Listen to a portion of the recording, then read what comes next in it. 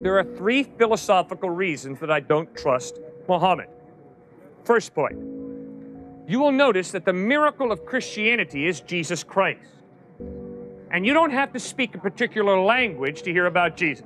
The miracle of Islam is not a person. The miracle of Islam is the book, the Quran.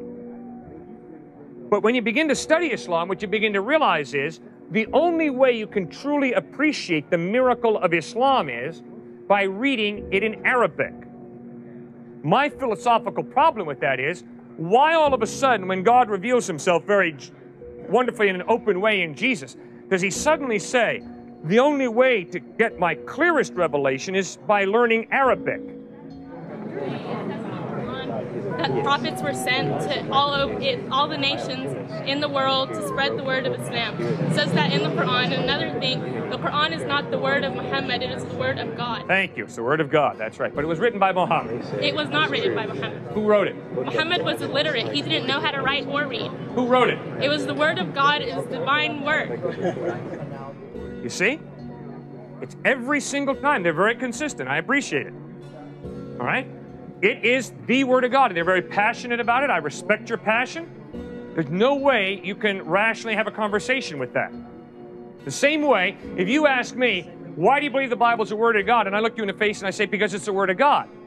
Rational discourse is broken down. All right, my second philosophical problem with Islam is, my Muslim friends inform me Matthew, Mark, Luke, and John are inaccurate. They're perverted gospels. In fact, it's been changed, they will say. Right, exactly. So then obviously the next question is, well, where are the unperverted ones? Unfortunately, my Muslim friends cannot produce the unperverted ones.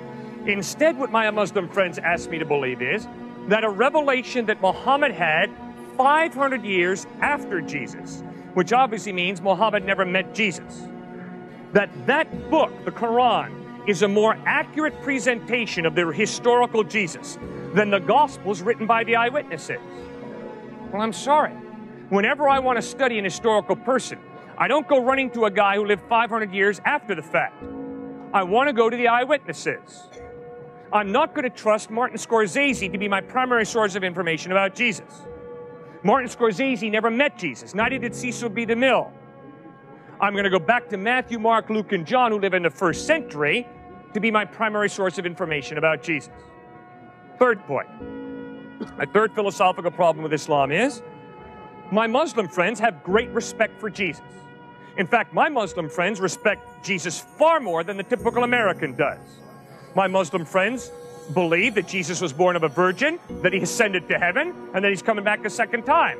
Well, that's far more than the typical American believes about Jesus. But my Muslim friends say that although Jesus speaks the absolute truth, Muhammad also speaks absolute truth. And the problem is they contradict each other on certain points.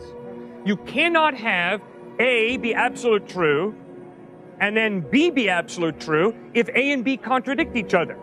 Because that does nothing then but to allow for C to come along, claiming C is absolute truth, in spite of the fact that C contradicts both B and A. You cannot have an absolute truth contradicted by another absolute truth. Did Jesus ever claim to be God? Yeah, he sure did. When, John 8:58, Jesus says, before Abraham was born, I am. In John 10:30, Jesus says, I and the Father are one. In John 14:9, Jesus says, he who has seen me has seen the Father. Clearly, Jesus claimed to be God. So he was both human and God at the same time? That's what he claimed.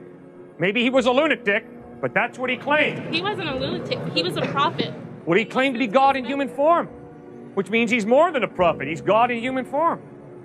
But That's what he claimed. God is something that's superior to human form, so it doesn't make sense for God to be human because he wouldn't necessarily be higher than the other. All right, first point is God is not something.